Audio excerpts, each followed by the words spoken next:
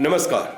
ત્યારે 2026ની અંદર નવી દિશા તરફ યુવાધનને વાળવા માટેનો એક પ્રયત્ન અને એક ઉદ્ગાર, હા, યદા યદાય ધર્મસ્ય શ્લોક સાંભળીને કદાચ બધાના મનની અંદર ભગવદ્ ગીતાના દર્શન થતા હોય છે, પણ આ ભગવદ્ ગીતાના દર્શન માટે ફરીવાર આજના યુવાધનને 18 અધ્યાય આપવા માટે આપણી વચ્ચે મહેશ દવે, પૂર્વ જેલર, જેને 36 વર્ષ સુધી જેલ સેવાની અંદર પોતે જેલર તરીકે કામ કરેલ છે અને 15 વર્ષની અંદર અમદાવાદની સાબરમતી જેલની અંદર જેલર તરીકે કામ કરેલ છે, એવા મહેશ દવેની સાથે વાર્તાલાપ કરી અને એના ઉદ્ગારો સાંભળવાનો પ્રયત્ન કરીએ છીએ। 18 અધ્યાય ફરી એકવાર। હું લીંબડી કેળવણી મંડળ સંચાલિત એસએમ દવે હાઈસ્કૂલ સિયાણીના પ્રિન્સિપાલ ડૉક્ટર હિતેશ પંડ્યા જ્યારે મહેશભાઈ દવે એટલે કે મહેશ સર સાથે વાર્તાલાપ કરવા જઈ રહ્યો છું, ત્યારે એની અંદર રહેલા વિચારો અને આજના યુવાધન માટેની જે સમસ્યાઓ છે, આ સમસ્યાને દૂર કરવા માટેનો એક નવો અભિગમ કરવા જઈ રહ્યા છે। તો આપનો સાથ સહકાર અમારી સાથે રહેશે, સતત જોતા રહેશો આપ અમારો વિડીયો અને ચોક્કસ આપના યુવાધન સુધી આ પહોંચાડવાનો એક અથાગ પ્રયત્ન સફળ બને એવો એક પ્રયત્ન કરી રહ્યા છીએ। નમસ્કાર સાહેબજી, આપનું સ્વાગત છે સ્ટુડિયોની અંદર। નમસ્કાર, જય હિન્દ। દવે સર, ખાસ સમય ન બગાડતા સમયને બચાવવા માટે અને યુવાધનને રોકવાની જગ્યાએ યુવાધનને વાળવા માટે 2026ની અંદર એક પગલું ભરવા જઈ રહ્યા છીએ। 18 અધ્યાય ફરી એકવાર। હા, ભગવદ્ ગીતા કદાચ હાથમાં આવે કે ન આવે, આપ તો પોલીસ ખાતામાં છો, જેલર તરીકે છો, જ્યારે કેદી કોર્ટની અંદર જતા હોય છે ત્યારે એના ભગવદ્ ગીતા ઉપર હાથ મૂકીને સોગંદ ખવડાવવાના હોય છે, પણ આજે આપણે યુવાધન માટે કામ કરવા જઈ રહ્યા છીએ ત્યારે આ યુવાધન માટે અનેક સમસ્યાઓ છે ને એમાં 18 અધ્યાયો આપણે વિચાર્યા છે અને 18 અધ્યાયોનો જવાબ લેવા માટે હું આપ સમક્ષ આવ્યો છું। તો હું ડૉક્ટર હિતેશ પંડ્યા દવે સાહેબ સાથે ફરી એક વખત વાત કરવા માટે શરૂઆત કરવા જઈ રહ્યો છું। ત્યારે સૌથી પહેલી બાબત ને પહેલો અધ્યાય છે બાળ ચોરી। તો દવે સાહેબ, બાળ ચોરી યુવાધનની અંદર જ્યારે પેસાઈ ગઈ છે, એક સડો થયો છે બાળ ચોરીનો, તો એના માટે આપ શું કહેશો? બે પ્રકાર છે। એક તો આપણે તે એક બાળ તસ્કરી શબ્દ વપરાય કે જે શિશુ અવસ્થામાં બાળકો એની ચોરીઓ થાય, જે સંતાન વિહોણા માવતર હોય એ આવા બાળકોને ખરીદતા હોય છે અને અમુક લોકો આવા બાળકોને વેચતા પણ હોય છે। આ પણ એક દેશની ગંભીર સમસ્યા છે। આપણે જે વાત કરવી છે આજે, જે નાના નાના બાળકો એ ચોરી તરફ કે ગુનાઓ તરફ કેવી રીતે વળતા હોય, તો નાના બાળકો પોતાની જરૂરિયાત સંતોષવા માટે એ ચોરી કરતા શીખે, જ્યારે શરૂઆત કરે એ સામાન્ય રીતે પોતાના ઘરમાંથી શરૂઆત કરતા હોય છે। પોતાના મા બાપને છેતરી અને ઘરમાંથી નાની નાની ચોરી કરવાની શરૂઆત કરે, ધીમે ધીમે ધીમે એની હિંમત ખુલ્લે, પછી પોતાની જરૂરિયાત વધારે અને ચોરીનો વ્યાપ પણ વધારે અને નાની ચોરીથી ઘરમાંથી શરૂઆત કરેલી ચોરી ધીમે ધીમે ધીમે ધીમે બહાર જાય, પછી પડોશીને ત્યાં પણ કરે, શાળાઓમાં પણ કરે, પરીક્ષાઓમાં પણ કરે અને નાની ચોરી જ્યારે બાળક કરે છે, માની લો કે ઘરમાં કોઈ નાનો બાળક ચોરી કરે તો મા બાપના ધ્યાન પર કદાચ આવે તો એને મારે છે અથવા તો શરૂઆતમાં શિક્ષા કરે છે।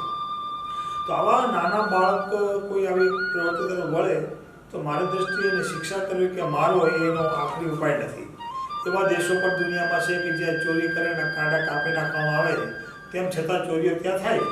એટલે બાળકોને સમજાવવું પ્રેમથી કે ભાઈ ચોરી કેમ ન કરાય, ચોરી કરવી શું કહેવાય, ચોરી કરવાથી ભવિષ્યમાં શું થાય, એના લાભાલાભ ને ગેરલાભની વસ્તુ સમજાવવામાં આવે સામાજિક દ્રષ્ટિએ, તો બાળકને આમાંથી પાછા વાળી શકાય। પણ શિક્ષા એ માત્ર ઉપાય નથી, પણ બાળ ચોરીનો ઉપદ્રવ અને બાળ ચોરી આપણા દેશમાં એક મોટું દૂષણ છે, જે સમાજ માટે ચિંતાનો વિષય છે। દવે સાહેબ, તમારી વાત ઉપરથી એટલું માની શકાય અને એટલો બોધ લઈ શકાય કે બાળકની અંદર, આજના યુવાધનની અંદર પોતાના મોજ શોખ પૂરા કરવા માટે, હું ફરીવાર ગંભીરતાથી આ શબ્દ બોલું છું કે પોતાના મોજ શોખ પૂરા કરવા માટે થઈને બાળક ચોરીના માર્ગ તરફ આગળ વધી રહ્યો છે અને માતા પિતાના વિશ્વાસનો વિશ્વાસઘાત કરી રહ્યો છે એવું મને લાગે છે। તો પહેલા અધ્યાય બાદ બીજો એક અધ્યાય શરૂ કરીએ પહેલાં એક શિક્ષક તરીકે, એક પ્રિન્સિપાલ તરીકે હું આપની સમક્ષ બીજી રજૂઆત કરી શકું છું કે જ્યારે અમે લોકોએ સોટી મૂકી છે ત્યારે તમારે લોકોએ દંડો પકડવો પડ્યો છે અને આ દંડો પકડીને શાળાના દરવાજા કે શાળાના વર્ગખંડો કદાચ ખાલી થતા જશે, જો ધ્યાન નહીં આપે માતા પિતા તો જેલો ભરાતી જશે અને જેલોની અંદર હું માનું છું ત્યાં સુધી ભરતી મેળો ન થાય તો સારું છે। બીજા એક અધ્યાય ઉપર આપણે વાત કરીએ તો તે છે ગુનાખોરી। જેમ ચોરી છે એમાં બાળક ચોરી આવે છે એ જ રીતે ગુનાખોરી બાબતે દવે સાહેબ શું કહેવા માંગો છો આપ? થાય છે. અંગ્રેજો આપણને 511 પ્રકારની કલમો આપીને ગયા. એમાં ખાસ કરીને ટીનેજર્સ અને યુવાધન એ ક્રાઇમ તરફ વળે છે. એ ક્રાઇમ 2-3 પ્રકારના. એક તો નશીલા દ્રવ્યો તરફ વળે કોઈ પણ બાળક, યુવાન, ટીનેજર્સ ખાસ કરીને, તો નશો કરતા શીખે. નશાના કારણે ક્રાઇમ, બીજા દાખલા તરીકે કોઈ સાથે મારામારી કરવી, ઝઘડો કરવો, 376 છેડતી કરવી, શિક્ષકોની સાથે દુર્વ્યવહાર કરવો, શાળાઓમાં, ઘરમાં મા બાપ સાથે દુર્વ્યવહાર કરવો, આ બધા જ ક્રાઇમ ધીમે ધીમે એક નાનકડા છોડમાંથી વટવૃક્ષ બને. અને આજે મારે એક અનુભવ ઉપરથી મારે વાત ચોક્કસ કરવી પડશે કે રાજ્યની જેલોમાં મેં આટલા વર્ષો સુધી નોકરી કરી, સાબરમતી સેન્ટ્રલ જેલમાં છેલ્લા 15 વર્ષ. તો યુવાનો જેને કહી શકાય કે જેમની ઉંમર 20 થી 30 વર્ષની ઉંમર છે, જેમની કારકિર્દી બનાવવાની ઉંમર છે, ભણવાની ઉંમર છે, એવા યુવાનો જેલમાં બહુ સંખ્યામાં આવે છે. ચિંતાનો વિષય એટલા માટે છે કે જેલમાં આવતા યુવાનો એ જરૂરી નથી કે મોટા ટેરરિસ્ટ હોય કે મોટા ગેંગસ્ટર હોય, પણ નાની મોટી ભૂલો, ખરાબ સોબત છે, વ્યસન છે, ગુસ્સો છે, ક્ષણિક આવેગ છે, નાની મોટી ચોરીઓ કરવાની વૃત્તિ છે, આવા ઘણા કારણોસર પોતાને ખબર નથી તો કે ગુનાખોરી તરફ વળી રહ્યો છું. અને સારા પરિવારના, ખાનદાન પરિવારના, મધ્યમ વર્ગના યુવાનો હજારોની સંખ્યામાં જેલમાં આવે છે. અને આજના યુવાનોને એ પણ ખબર હશે કે આજે કોઈ પણ ક્ષેત્રમાં જ્યારે ભવિષ્યમાં એને કારકિર્દી બનાવી હોય, સરકારી નોકરીમાં, પ્રાઇવેટ નોકરીમાં કે વિદેશ જવું હોય, તો હવે દરેક જગ્યાએ પોલીસ સ્ટેશનનું પ્રમાણપત્ર જરૂરી બને. પણ એક પણ નાની ભૂલના કારણે કે કોઈ મિત્રના કારણે કે કોઈ પણ કારણે એક વખત કોઈ યુવાનને પોલીસ સ્ટેશનનું પગથિયું ચડવાનું બને તો એ ક્યારેય પોલીસનું પ્રમાણપત્ર મેળવી શકતો નથી. પરિણામે નાની એવી ભૂલના કારણે, નાના એવા ગુનાના કારણે એ પોતાની કારકિર્દી ખતમ કરી બેસે. હું દવે સાહેબ આપના વિષય ઉપર આના બીજા અધ્યયના અંતે એટલું કહી શકું છું કે યુવાધન છે એ ગુનાખોરી તરફ વળે છે તો એનું માત્ર ને માત્ર કારણ હોઈ શકે આજનું સિનેમા જગત.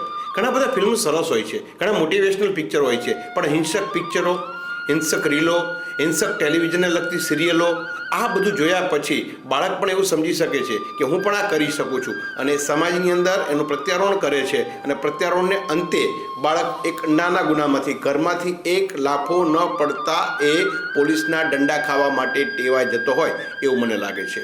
હું અધ્યાય 3ની વાત કરું આપની સામે દવે સાહેબ, તો એમ કહી શકાય કે જે આજના યુવાધન આત્મહત્યા બિલકુલ સહન નથી કરવું અને મૃત્યુ જ પામી જવું છે. કદાચ આત્મહત્યાની ધમકીઓ પણ આપવામાં આવે છે, તેથી કરીને પોતાના માતા પિતાને અથવા પરિવારને કંટ્રોલમાં લાવવાનો પ્રયત્ન કરે છે.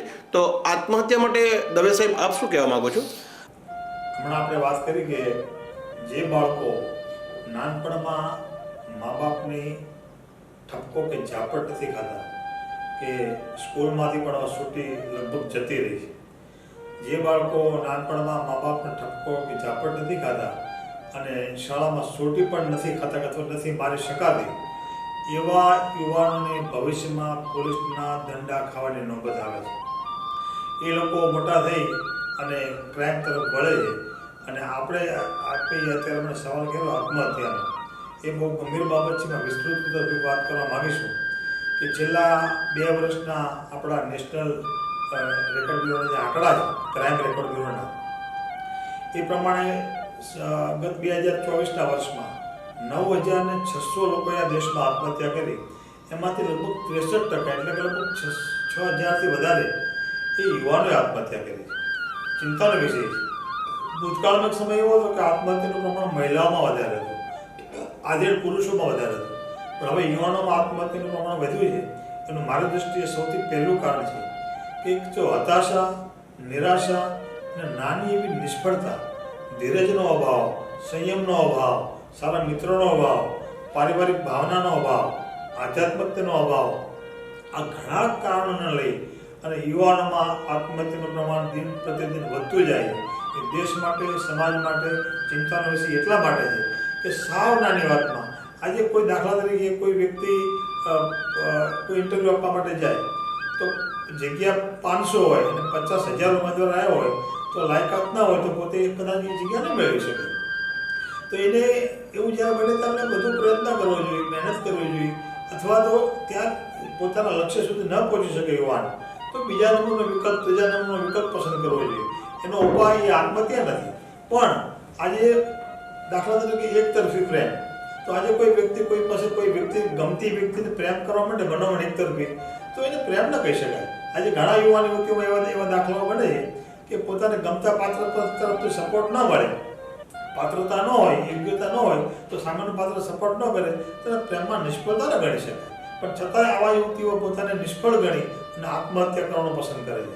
આત્મહત્યા માટે એક વસ્તુ હું એ પણ કહીશ કે જ્યારે કોઈ વ્યક્તિને જીવવાનું અઘરું થઈ જાય અને મૃત્યુ સહેલું લાગે એવા સમયે માણસ આત્મહત્યા કરતો હોય. પણ આત્મહત્યા એ કોઈ પણ સમસ્યા, અબ્દુલ કલામ એવું કહી ગયા કે કોઈ પણ સમસ્યાનો ઉકેલ એ દુનિયામાં હોય જ છે.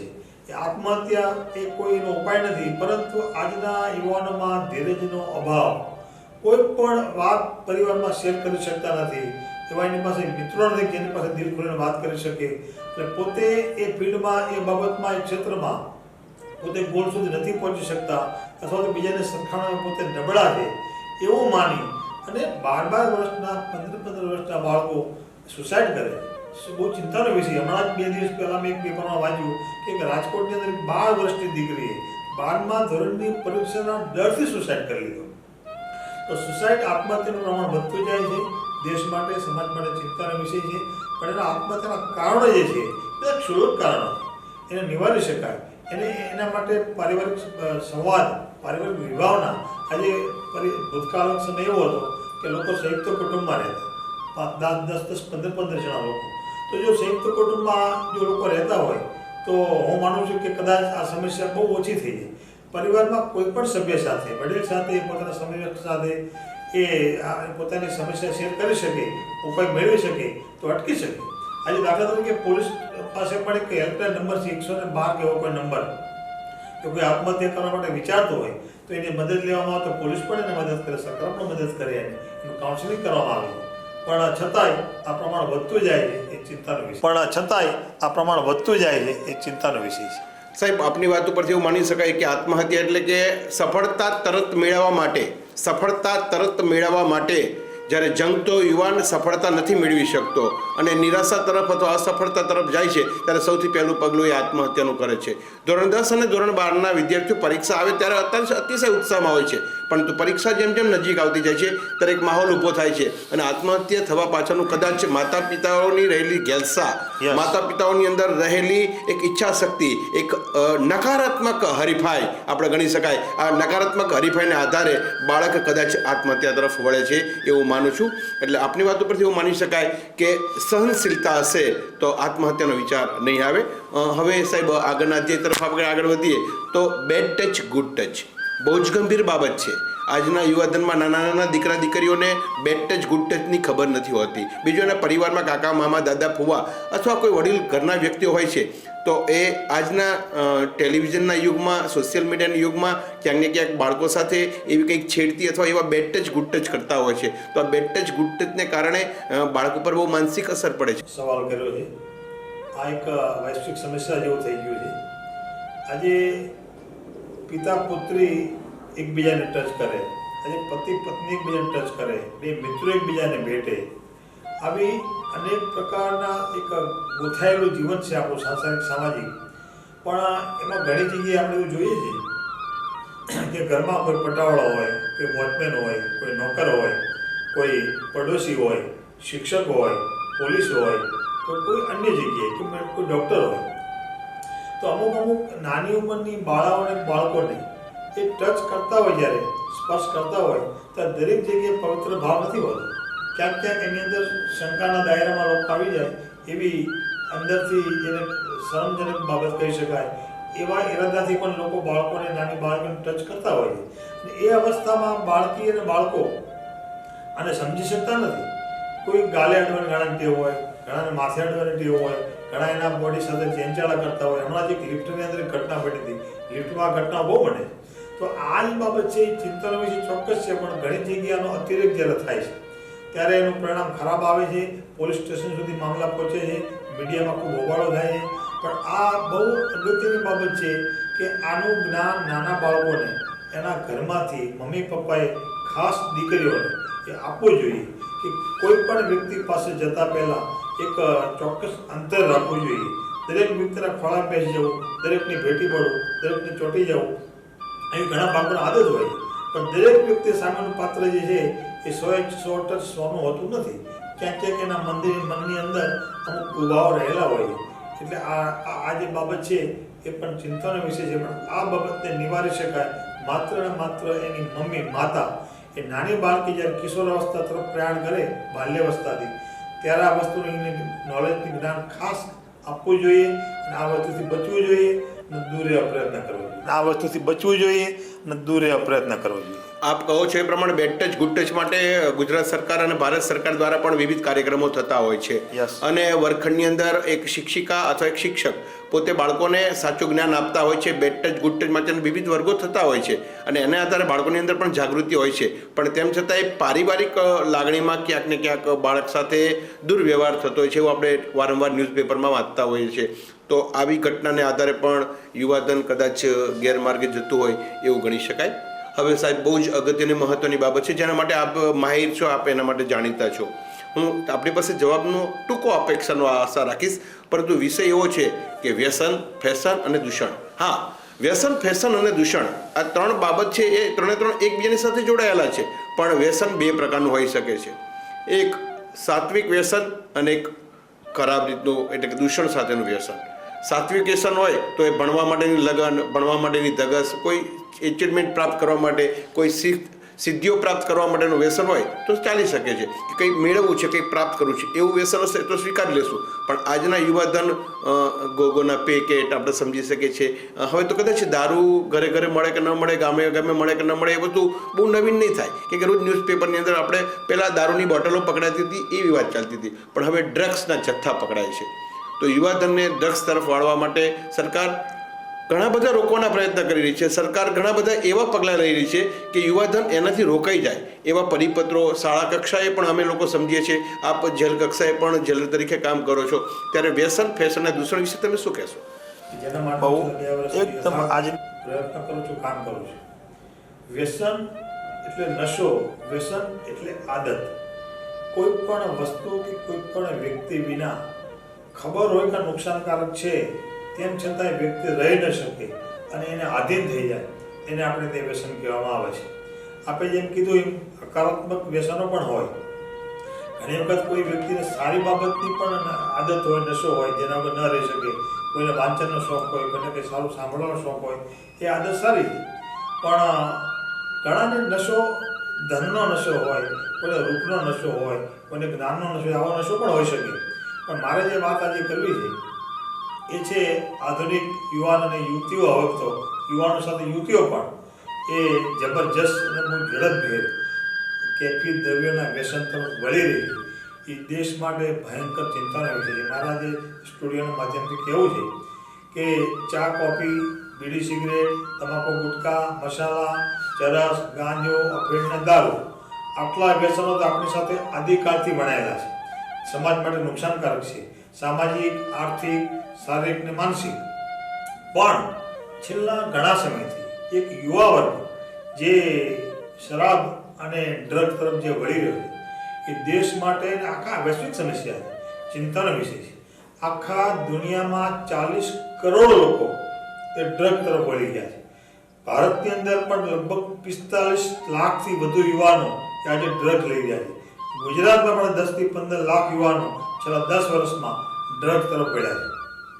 હવે ડ્રગ એક એવું વ્યસન છે કે ડ્રગ એટલે આપણા પડોશી દુશ્મન દેશ દ્વારા આપણા દેશમાં ચોરી છુપીથી, દરિયાકાંઠેથી ઘુસાડવામાં આવતું એક ભયંકર કેમિકલ યુક્ત કેફી દ્રવ્ય છે. એ ઘુસાડવાનો હેતુ માત્ર પૈસા કમાવાનો તો ખરો જ, પણ સાથે એનો હેતુ એવો છે કે પડોશી દુશ્મન દેશ એટલે કે ભારત શક્તિશાળી અને બહુ પ્રગતિશીલ દેશ છે, દુનિયામાં એનું નામ ધીમે ધીમે જઈ રહ્યું છે.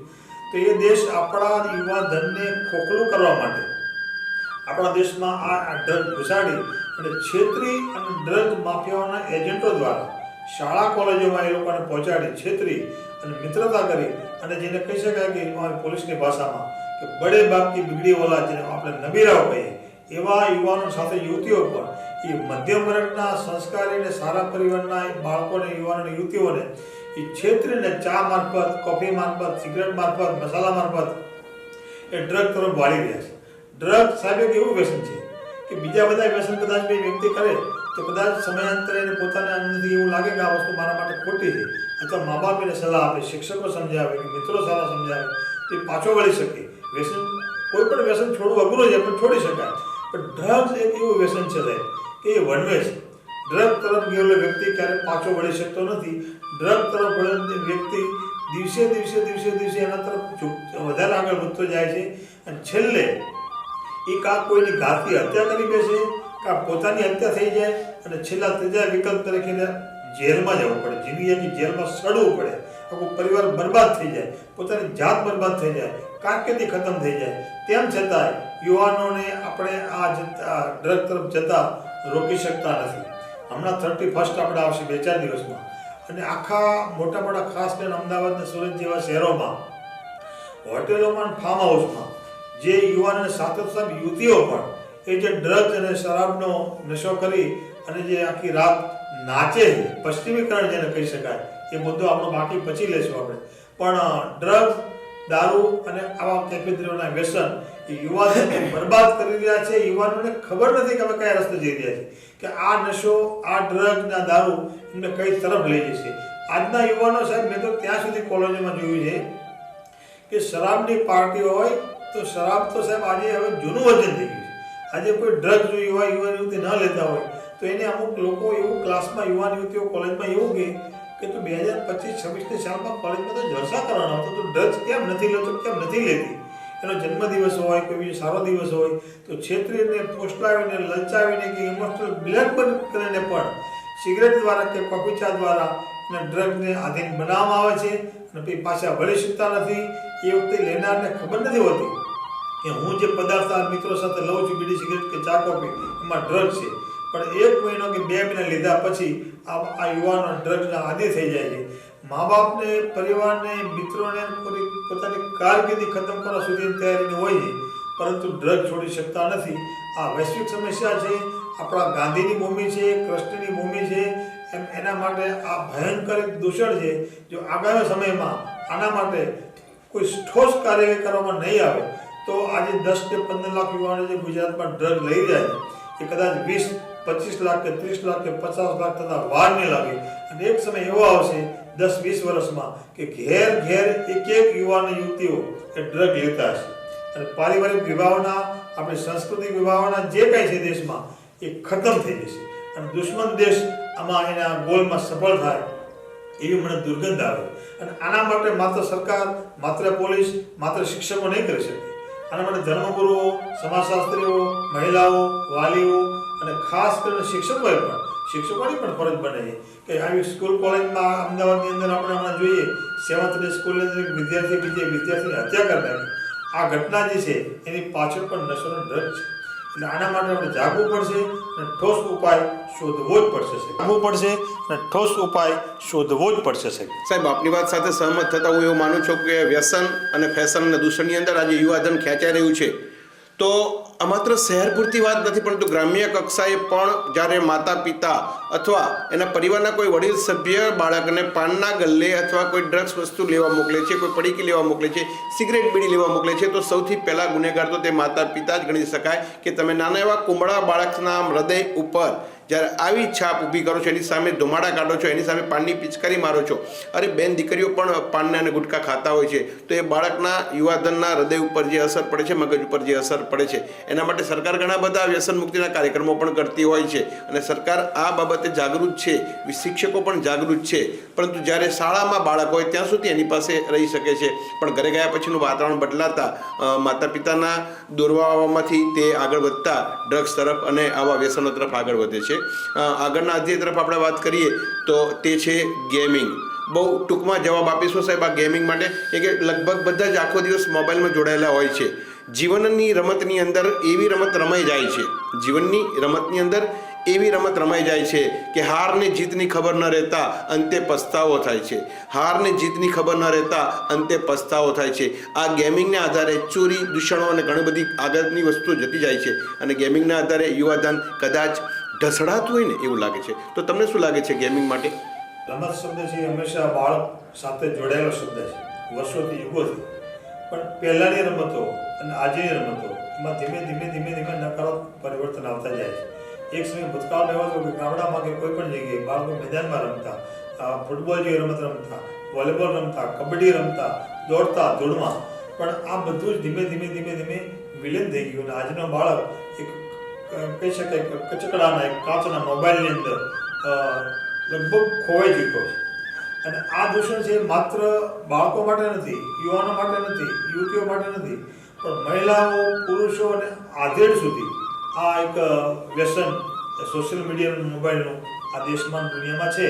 પણ વાત આપણે કરીએ આજે ગેમિંગની, તો એવી ભયંકર ગેમ મોબાઈલમાં આવે છે. છોકરાઓ, ખાસ કરીને ટીનેજર્સ, 13 થી 18 વર્ષની ઉંમરના બાળકો એ જે ગેમ રમે છે એટલા બધા ઓતપ્રોતેમાં થઈ જાય છે કે એને ખાવા પીવાનું ભાન નથી હોતું, એને રમવા જવાની ઈચ્છા નથી થતી, એને જમવાની ઈચ્છા નથી થતી, મા બાપ સાથે વાત કરવી ગમતી નથી, દાદા દાદીને ખોળામાં બેસવું ગમતું નથી. એક ગેમની પાછળ એટલી ઘેલછા છે યુવાનોની અને એટલું બધું નુકસાન કરે છે. એની આંખો જતી રહે છે, ડોકની બીમારી ભવિષ્યમાં આવવાની શક્યતાઓ છે. પોતે શારીરિક મેદાનમાં મોબાઈલમાં ગેમ રમવાના કારણે મિત્રો સાથે મેદાનમાં જતો નથી બાળક. એ પરિણામે શારીરિક અને માનસિક એટલું બધું નુકસાન કરે છે કે હું તો એમ કહું છું કે વાલીઓએ આના માટે તો ખાસ જાગવાની જરૂર છે. અને નાના બાળકોના હાથમાં, ખાસ કરીને 10 થી 15 વર્ષના બાળકોના હાથમાં પ્લીઝ મોબાઈલ નહીં આપવો જોઈએ. નહીતર આ ગેમિંગ એ બાળકોનું ભવિષ્ય 100% ખતમ કરી નાખશે. અને સમય વીતી જાય પછી મા બાપ કે શિક્ષક કે કોઈ કંઈ નહીં કરી શકે. માટે હજી પણ જાગી શકાય અને મોબાઈલમાં ગેમ રાખવાની જ નહીં. મમ્મીનો, પપ્પાનો મોબાઈલ બાળક લઈને બાળક ગેમ રમે છે, પણ ગેમ જ ઇન્સ્ટોલ નહીં કરવી જોઈએ. અને બાળકને એના માટે કદાચ થોડુંક માઠું લાગે કે બાળક રડે કે બાળક નાસીપાસ થાય તો થવા દેજો, અથવા તો એ ગેમનો વિકલ્પ ના આપજો. પણ ગેમમાંથી બાળકને બચાવવા એ તાતી જરૂરિયાત છે દેશની. માંથી બાળકને બચાવવા એ તાતી જરૂરિયાત છે દેશની, દુનિયાની. આપની વાત સાથે સાહેબ, દવે સાહેબ, એવું કહી શકાય કે રમતના મેદાનની અંદર રમતું બાળક કદાચ એક કલ્પના બની જશે, એક ભૂતકાળ બની જશે. રમતની અંદર ખેલદિલીની ભાવના પણ ક્યાંક ને ક્યાંક ડૂબતી જોવા મળી રહી છે. ત્યારે આ રમતની અંદર માત્ર ને માત્ર હિંસા, પૈસા અને લૂંટફાટ અને દગાબાજી કરવાનો એક નવો અભિગમ ચાલી રહ્યો છે ગેમિંગમાં. તો રમતના મેદાનમાં રમતું બાળક ક્યાંક ને ક્યાંક ગેમિંગના મોતના કૂવામાં ડૂબી રહ્યું હોય એવું દેખાઈ રહ્યું છે. અહીંયા આપણે પ્રથમ 6 અધ્યાય પૂરા કરીએ છીએ. બીજા અધ્યાય માટે આપણે ફરી પાછા મળીશું બીજા વિડીયોની અંદર, એટલે ભાગ 2 ની અંદર. તો ત્યાં સુધી આ પ્રથમ 6 અધ્યાય આપણી સમક્ષ દવે સાહેબ અને હું ડૉક્ટર હિતેશ પંડ્યા આપ સૌ સમક્ષ મૂકીએ છીએ. આમાંથી કદાચ વાલીઓ કંઈક શીખે, કંઈક સમજે અને કંઈક સમજાવે. ધન્યવાદ. આપણે જોડાઈએ છીએ અને બાકીના અધ્યાયો માટે આગળ વાત કરીએ તો સૌથી પહેલો અધ્યાય આવે છે લવ જેહાદ. લવ જેહાદ એટલે કે છેતરીને, કોઈને દગો દઈને, કોઈને ખોટા માર્ગે મોકલીને અથવા ખોટું ભ્રામિક વસ્તુ બતાવીને પોતાના તરફ આકર્ષવાનો એક નુસ્ખો એટલે લવ જેહાદ કહી શકાય. તો દવે સાહેબ, લવ જેહાદ માટે આપ શું કહેશો? લવ જેહાદ શબ્દ છેલ્લા 1.5 દશકાથી અસ્તિત્વમાં આવ્યો છે. એના માટે હું એમ કહીશ કે લવ મતલબ પ્રેમ કરવાનો દરેક વ્યક્તિનો અધિકાર છે. પણ કોઈ પાત્રને છેતરીને, એની પાસે નામ છુપાવીને, જાત છુપાવીને, પોતાનું વ્યક્તિત્વ છુપાવીને, ગેરમાર્ગે દોરી અને એને પ્રેમની જાળમાં ફસાવી અને પછી એને ભગાડી દેવી, એની સાથે લગ્ન કરવા અને પછી એને નિભાવ્યા વિના એની જિંદગી બરબાદ કરવી, એને પીખી નાખવી, એને ધર્માંતરણ કરાવવું, આનો સખત વિરોધ હું પણ કરું છું અને દરેક સમાજશાસ્ત્રીઓ, દરેક ધર્મગુરુઓ પણ કરે છે. આજે હું જેલમાં નોકરી કરતો તો ઘણી વખત જેલની અંદર એવા કાર્યક્રમોમાં કરતા કે જેમાં મુસ્લિમ ધર્મના, શીખ ધર્મના, ઈસાઈ ધર્મના, હિન્દુ ધર્મના 4 ધર્મગુરુઓ અમે ભેગા કરતા. તો આ વિષયની જ્યારે એવી ચર્ચાઓ નીકળે ત્યારે તમામ વર્ગના ધર્મગુરુઓ એક સાથે એક સુરે બોલતા કે ભાઈ પ્રેમ દરેક વ્યક્તિ કરી શકે, પણ છેતરીને, ખોટું બોલીને જૂઠું બોલીને એને માત્ર ને માત્ર એની જિંદગી બગાડવાના ઈરાદાથી જે પ્રેમ કરવામાં આવે છે એનો સખત શબ્દમાં વિરોધ કરું છું. એમાં કડકમાં કડક શિક્ષા થવી જોઈએ અને નકારી કાઢું છું. બાકી આજે દેશમાં દુનિયામાં હિન્દુ મુસ્લિમ કે શીખ ઈસાઈ કે એક બીજી જાતિના લોકોએ લગ્ન કર્યા હોય અને જિંદગીમાં સફળ થયા હોય એવા ઉદાહરણો ઘણા બધા દેશમાં. એપિસોડની અંદર હું અને દવે સાહેબ આપણી વચ્ચે ઉપસ્થિત છીએ. અનેક સમસ્યાઓના સમાધાન કરવાનો પ્રયત્ન કરવા માટે અમે નવા વર્ષની અંદર નવી શરૂઆત તરફ જઈ રહ્યા છીએ. યુવાધનને રોકવાની જગ્યાએ વાળવાનો પ્રયત્ન કરી રહ્યા છીએ. ત્યારે એક નવો અધ્યાય તમારી સમક્ષ લઈને આવ્યા છે અને એ અધ્યાય છે બહુ જ અગત્યનો અને ગંભીર પણ ગણી શકાય કે ધાર્મિકતાથી દૂર. જે ઘરની અંદર અગરબત્તીની શ્વાસ નથી, જે ઘરની અંદર બેલ કે ટોકરી વાગતી નથી, જે ઘરની અંદર ઇબાદત નથી થતી, જે ઘરની અંદર પૂજા પાઠ નથી થતા, જે ઘરની અંદર પ્રસાદ અને થાળ નથી થતા, બસ એ ઘરની વ્યક્તિ અથવા એ ઘરનું યુવાધન કયા માર્ગે જશે દવે સાહેબ? ઘણી જગ્યાની ચર્ચાઓ થાય છે પણ સહનશીલતાનો અભાવ એટલી હદે વકરી ગયો છે તેમ કહી શકાય કે મહિલા પતિ પત્ની હોય, બે પ્રેમીઓ હોય, બે ભાઈઓ હોય કે પિતા પુત્ર હોય, કોઈ એકબીજાની વાત સાંભળવા કે સમજવા તૈયાર નથી. ધીરજનો અભાવ લેશ માત્ર કોઈ પણ વસ્તુની સફળતા મેળવવા માટે, કોઈ વસ્તુ પ્રાપ્ત કરવા માટે અમુક સમયની ધીરજ રાખવી. એ પણ તમે આજે દાખલો આપ્યો કે ટ્રાફિકના 4 રસ્તા ઉપર આજે 30 સેકન્ડ કે 90 સેકન્ડ એટલે 1.5 મિનિટ રાહ જોવી પડે.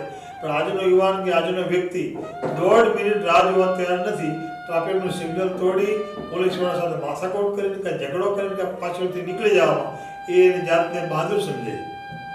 પણ આ વસ્તુ ધીરજના અભાવને કારણે પારિવારિક વિભાવના તૂટતી જાય છે. સારા મિત્રો બે બની શકતા નથી. પ્રેમ થાય અને લગ્નમાં પરણવી પહેલાં મને છૂટા પડવાનું બની જાય છે. આજે એક દાખલા તરીકે એક દાખલો આપો તમને હું કે ભૂતકાળમાં આપણા સમયમાં આજથી 20 વર્ષ પહેલાં કે 25 વર્ષ પહેલાં કોઈ પ્રેમી હોય કે પતિ પત્ની હોય તો પત્રો લખતા એકબીજાને. તો પત્ર લખતા પત્ર પહોંચતા 10 દિવસ થતા. ધીરજ આટલી હતી. પોસ્ટમેન આવે તો રાહ જોતા એની. આજે મેસેજ કરવામાં, રિપ્લાય આપવામાં 5 મિનિટ મોડું થાય તો બ્રેકઅપ થઈ જાય છે યુવાન યુવતીઓનું. આ છે ધીરજના અભાવનું મોટું કારણ. અને આના કારણે ધીરજના અભાવના કારણે ગુસ્સો આવે છે. ગુસ્સાના કારણે બીજા પ્રશ્નો ઊભા થાય સામાજિક અને હું તો ત્યાં સુધી જોઉં છું કે આવી એક ક્ષણિક આવેગ, ક્ષણિક ગુસ્સો અને ક્ષણિક ધીરજના અભાવે લોકો વ્યક્તિ ત્યાં સુધી પહોંચી જાય કે ક્રાઇમ કરી દે છે. અને આવા વ્યક્તિઓ એક કલ્પના ના કરી હોય એવા પરિવારના લોકો જેલ સુધી આવે છે. જેલની અંદર આવવાનું બને. આપની વાત સાથે સહમત હતા એવું માની શકાય કે ધાર્મિકતા તરફ યુવાધનને વાળવા માટેનો પ્રયત્ન વાળવા કરતાં તે એને જાગૃત કરવાનો મહત્ત્વનો વિષય ગણી શકાય. કેમ કે જે ઘરની અંદર મેં કહ્યું એ પ્રમાણે ફરી વખત અગરબત્તીની શ્વાસ કે દીવાની જ્યોત નહીં હોય તો આ પ્રશ્ન ઊભો થશે. સાથે સાથે ધાર્મિકતાની બાબતમાં એટલું માની શકાય કે કચકડાના નાના એવા કેદની અંદર આજે બાળક ડૂબી ગયું છે, ફસાઈ ગયું છે, ખૂંચી ગયું છે. એટલે કે ખચકડું એટલે હું સમજી શકું છું ને આપણે પણ સમજાવી શકું છું કે મોબાઈલની દુનિયામાં બાળક ક્યાંક ને ક્યાંક ડૂબી રહ્યું છે, ક્યાંક ને ક્યાંક જઈ રહ્યું છે. તો એને બહાર કાઢવા માટે એક શિક્ષક તરીકે સમગ્ર શિક્ષણ જગતને હું કહી શકું કે તમે એને બહાર લાવવાનો પ્રયત્ન કરો. કદાચ જો એ નહીં થાય તો આવનારા યુગની અંદર એક બીજું દૂષણ પણ દવે સાહેબ આવી રહ્યું છે અને એ દૂષણ અધ્યાય સ્વરૂપે તમારી સમક્ષ રજૂ કરું છું કે AI.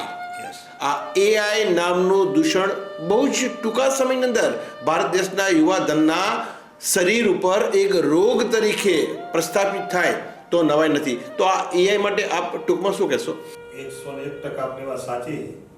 પણ વસ્ત્રો પરિધાનની વાત જ્યારે કોઈ જગ્યાએ થાય, ચર્ચા થાય, ડિબેટમાં કોઈ જગ્યાએ ધર્મગુરુ આના વિશે જ્યારે બોલે ત્યારે અમુક મહિલા અગ્રણીઓ આના માટે તરત સામસામે આવી જાય કે ભાઈ મહિલાએ વસ્ત્ર કેવા પહેરવા, ક્યારે પહેરવા, શું પહેરવું એ તમારે પુરુષો નક્કી નથી કરવાનું એમ. અને તમારી દ્રષ્ટિમાં નજરમાં ખામી છે, વસ્ત્રોમાં ખામી નથી. આવી દલીલ મહિલાઓ કરે છે પણ એ દલીલો સાથે સહમત નથી.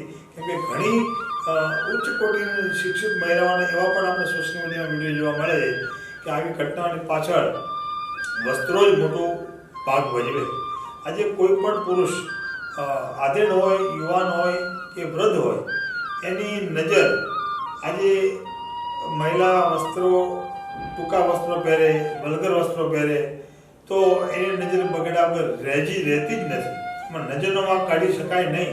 સાધુ સંતો હોય કે કોઈ પણ વ્યક્તિ હોય પણ આપણે ત્યાં આપણી સંસ્કૃતિમાં જે વિભાવના છે કે મર્યાદા શબ્દ છે, એક સામાજિક એનું ઉલ્લંઘન તો આપણે નહીં કરી શકીએ.